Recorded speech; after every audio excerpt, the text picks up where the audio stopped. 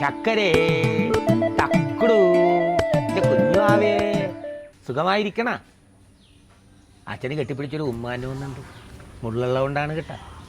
ഔഷധ സസ്യമാണ്. നിങ്ങളെ വിറ്റാണ് ഈ അച്ഛൻ ജീവിക്കണത് കേട്ടാ.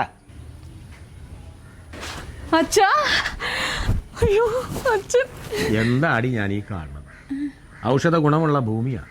എല്ലാ ഔഷധ സസ്യങ്ങളും ഇവിടെയുണ്ട്. എനിക്ക് പ്രിയപ്പെട്ടതെല്ലാം ഇവിടെയുണ്ട്. ഒരു ഔഷധ ഗുണമില്ലാത്ത ഒരുത്തൻ്റെ കൂടെയാണല്ലാടി വിളിച്ചപ്പോൾ തന്നെ നീ ഇറങ്ങിപ്പോയത്. അച്ഛനോട് ഇച്ചതി വേണമായിരുന്നാടി.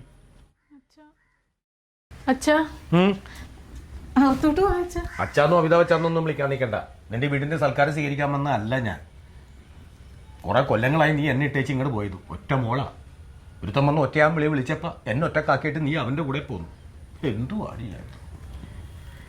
അത് അന്നത്തെ കാലമല്ലേ ഇത്ര വർഷമായി. എങ്ങനെ വളർത്തിയത് അടി നിന്ന? സർക്കാർ ഉദ്യോഗസ്ഥനെ കൊണ്ട് കെട്ടിക്കണമെന്നും പറഞ്ഞ് ആഗ്രഹിച്ച ആളാണ്.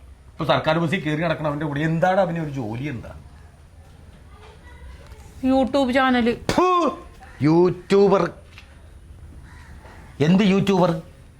അവൻ പിരിഞ്ഞു വരുമ്പോ അവന് ആനുകൂല്യം കിട്ടും. സബ്സ്ക്രൈബേഴ്സ് ഉണ്ട്. എന്തെങ്കിലും ആനുകൂല്യം കിട്ടുവാ? ഫോളോവേഴ്സ് ഉണ്ട്. ഗ്രാറ്റുവിറ്റി കിട്ടുവാടി. കമന്റ് ഉണ്ടല്ലോ. പ്രകടനം വേണ്ട. അങ്ങനെ എന്തെങ്കിലും ആനുകൂല്യങ്ങൾ കിട്ടുവാടി. ലൈക്ക് ഉണ്ട് അച്ഛാ. ESA ആനുകൂല്യം പോലും അവൻ ഉണ്ടാടി. എന്റെ പൊന്നച്ച ഷെയർ ഇല്ലേ?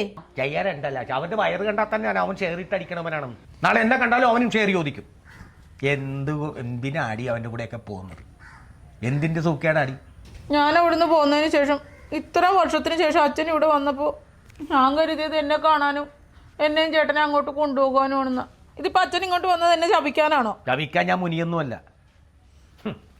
എങ്ങനെ വളർത്തിയതാണ് ഇത്ര വർഷവും നീ പോന്നിട്ട്. പക്ഷെ നിന്നെ വന്ന് കാണുമെന്ന് എനിക്ക് തോന്നി. വന്നപ്പോൾ എനിക്ക് തൃപ്തിയായി, സന്തോഷമായി. നീ ഇങ്ങനെ എന്നെ കഴിയുന്നുണ്ടല്ലോ, ഇങ്ങനെ എന്നെ വേണം. എന്നൊരു കാര്യം ഞാൻ പറഞ്ഞേക്കാം. ഞാൻ ചത്ത് കിടക്കുമ്പോൾ എന്നെ കാണാൻ എൻ്റെ മകളാണെന്നും പറഞ്ഞ് അവിടെ വന്ന് കള്ളക്കണ്ണീർ ഒഴിക്കാനോ നെഞ്ചച്ചെട്ട് തല്ലാനോ വന്നാൽ അത് ഞാൻ കണ്ടാൽ പുറംകാലിൽ വന്ന് എണീറ്റടിക്കും ഞാൻ. അച്ഛ എവിടെ അടിയവൻ? ഹായ്, എല്ലാ പ്രിയപ്പെട്ടവർക്കും നമസ്കാരം. സുഭാഷ് ബ്ലൂവിലേക്ക് സ്വാഗതം.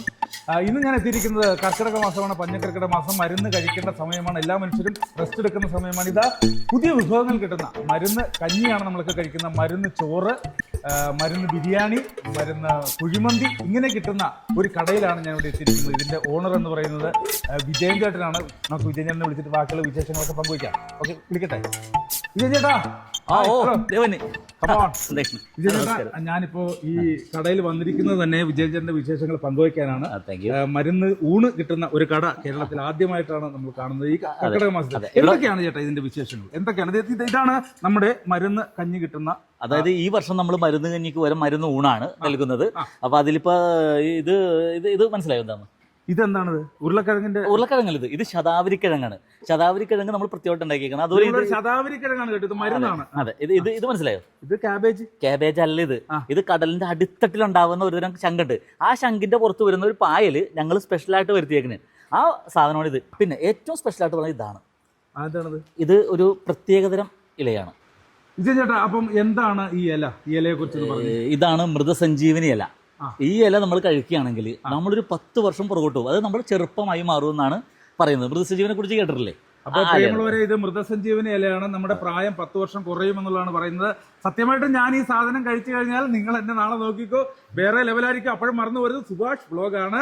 സബ്സ്ക്രൈബ് ചെയ്യാൻ മറക്കരുത്. അപ്പം ചേട്ടാ, ഇനി അടുത്തായിട്ട് ഇത് രക്തവർദ്ധിനി ഇല എന്ന് പറയും. ഇത് അപൂർവമായിട്ട് കർക്കിടക മാസത്തിൽ മാത്രം നമ്മൾ തപ്പിപ്പിടിച്ചെടുത്തോണ്ടുന്ന ഇലയാണ്.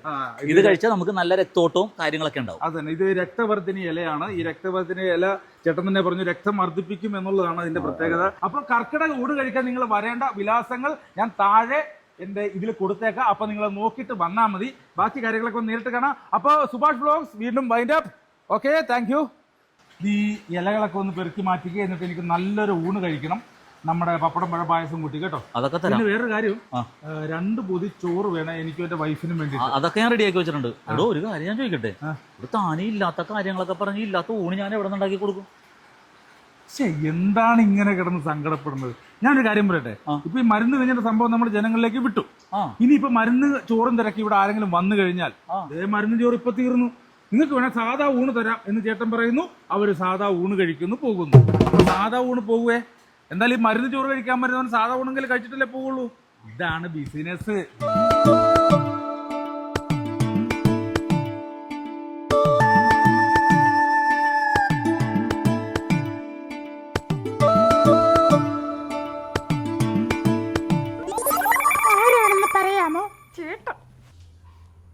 ഇരിക്കണ കട്ടമ്പീയുടെ മണം ഇവിടെ ഇരിക്കണ എനിക്ക് കിട്ടി, പിന്നെ അല്ലേ കൂടെ കഴിയണം അവക്ക് കിട്ടാത്തത്.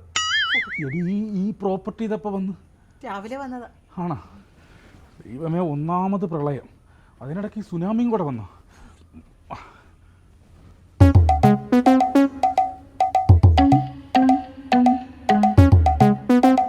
അച്ഛാ,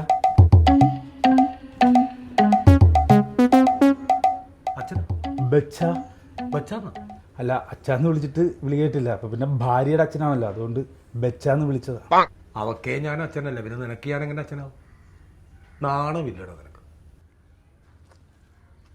ഇത്രയും കാലമായില്ല അച്ഛാ, ഇനി പിണക്കമൊക്കെ വെച്ചോണ്ടിരിക്കേണ്ട കാര്യമുണ്ടോ? അത് ഞാൻ ചാകണം, ഞാൻ മണ്ണി അടയണം. പ്രേമത്തിന് അങ്ങനെ കയ്യും കാലും ഒന്നും ഇല്ലല്ലോ. പ്രണയം എന്താണെന്ന് നിനക്കറിയാമോ? എൻ്റെ മോളെ പ്രണയിച്ച് അവൻ വിളിച്ചിറക്കി കൊണ്ടുവന്നേക്കണം. എങ്ങനെ സ്വപ്നം കണ്ടതാണ് ഞാൻ, എവിടെ എത്തിക്കാൻ വേണ്ടി പാടുപെട്ടതാണ് ഞാൻ. ഞാൻ വിളിച്ചാൽ വരുമോയെന്ന് ചോദിച്ചു, അവൾ വിളിച്ചാൽ വരാമെന്ന് പറഞ്ഞു. ഞാൻ ചെന്ന് വിളിച്ച്, അവൾ വന്നു. ഒരൊറ്റ വിളിക്കാൻ തന്നെ മതിലും ചാടി വരുമെന്ന് ഞാൻ ഓർത്തു. കേട്ടല്ലോ, നീ ഇത് അനുഭവിക്കണം, നീ ഇത് അനുഭവിച്ച് കാണണം. ദൈവം വീട് തരും, വാഹനം തരും, പേര് തരും, പ്രശസ്തി തരും, അവസാനം ദൈവം ഒരു കല്യാണം കൂടി കഴിപ്പിച്ച് തരും. എന്തിനാണെന്നറിയാം? ദൈവത്തെ മറക്കാതിരിക്കും. അപ്പോൾ നീ ദൈവത്തെ വിളിക്കുന്നില്ല ഡെയിലി, അത് കേട്ടേച്ചാൽ മതിയിരിക്കും. മാറ അവിടെ നിന്ന്, ഞാൻ ഇറങ്ങണം. നീ വന്നേ.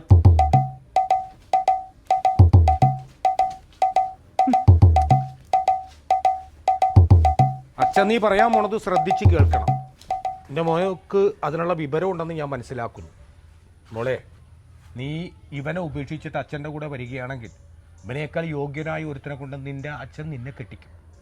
അച്ഛൻ എന്ത് വർത്താനമാണ് ഈ പറയണത്? നിന്റെ ഭാവി സുരക്ഷിതമാകാൻ വേണ്ടിയിട്ടാണ് ഒരു അച്ഛൻ ഇങ്ങനെ പറയണത്. 10 കൊല്ലമായിട്ട് നീ ഇവൻ്റെ കൂടെ പൊറുക്കാൻ തുടങ്ങിയിട്ട് എന്ത് നേടി നീ? എന്ത് ഗുണമുണ്ട്? ആരെങ്കിലും അറിയപ്പെടുന്നുണ്ടോ? 10-35 കൊല്ലമായിട്ട് അച്ഛൻ നേടിയെടുത്ത ഒറ്റമൂലി വൈദ്യശാസ്ത്രത്തിനേക്കാളും പേരും പ്രശസ്തിയാണ് 3 കൊല്ലം മുമ്പ് എൻ്റെ കൂടെ വന്ന് വിട്ട എൻ്റെ ഒരു പുതിയൊരു പയ്യൻ ബാബു. എന്താണ് അവൻ്റെ കൈപ്പുണ്യം? ഇന്ന് എന്നെ അന്വേഷിച്ച് വരുന്നവൻ അവനെയും കൂടി കണ്ടിട്ടാണ് പോണത്. ജ്ഞാനം, പ്രജ്ഞാനം, എന്തെല്ലാം കഴിവുകളാണ്. എനിക്ക് അവനെ അസൂയ തോന്നുകയാണ്. എൻ്റെ കാലശേഷം ഇത് അവൻ്റെ പേരിൽ എഴുതി വെക്കണമെന്നാണ് എൻ്റെ പാരമ്പര്യം അവൻ നിലനിർത്തുമെന്ന് എനിക്ക് നല്ല വിശ്വാസമുണ്ട്. അതുകൊണ്ട് എൻ്റെ മോളോട് അച്ഛൻ പറയുകയാണ്, ഇവനെ ഉപേക്ഷിച്ചിട്ട് ഇങ്ങോട്ട് പോരി. ഈ ധർമ്മക്കാരനെ പോലെ ഇരിക്കണതിനേക്കാൾ നല്ലത് പഴയ ധർമ്മേന്ദ്രയെ പോലെ ഇട്ടരെ നിന്റെ അച്ഛൻ നിന്റെ കൈകളിലേക്ക് ഏൽപ്പിച്ചു തരും. അച്ഛൻ എന്തൊക്കെ പറഞ്ഞാലും സുഭാഷേണ്ണ കളഞ്ഞിട്ട് വരാൻ ഞാൻ തയ്യാറല്ല. എനിക്ക് സുഭാഷേണ്ണ സ്നേഹം മാത്രം മതി. മതിയല്ല? ആ സ്നേഹവും പിടിച്ചുകൊണ്ട് നീ ഇവിടെ ഇരുന്നോ, നശിച്ചേ നീ പോവുള്ളൂ. ടീച്ചറെ അല്ലല്ല അല്ല കഴിഞ്ഞോടെ വന്ന മരുന്ന് തീർന്നായിരുന്നു അപ്പോൾ ടീച്ചറിൻ്റെ? ആണല്ലേ, കുഴപ്പമില്ല, ഞാൻ വേറെ മരുന്ന് തരാം.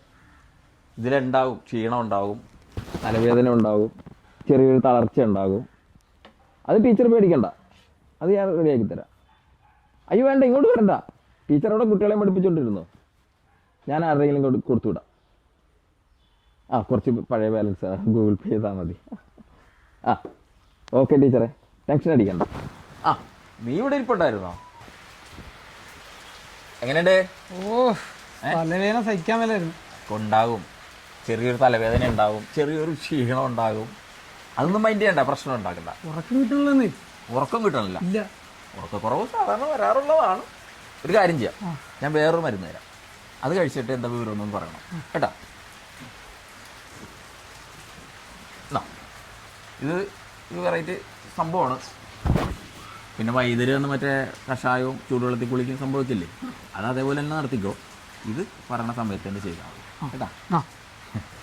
കിട്ടില്ലല്ലോ പൈസ? അല്ല, പൈസ ഉണ്ടായിരുന്നു കിട്ടോ? ഗൂഗിൾ പേ. ഞാൻ അനന്തു.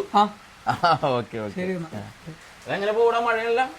മഴയൊക്കെ നമുക്കൊരു പ്രശ്നമാണ്. മഴയൊക്കെ നമ്മൾ എത്ര കണ്ട. ശരിയെന്നാ.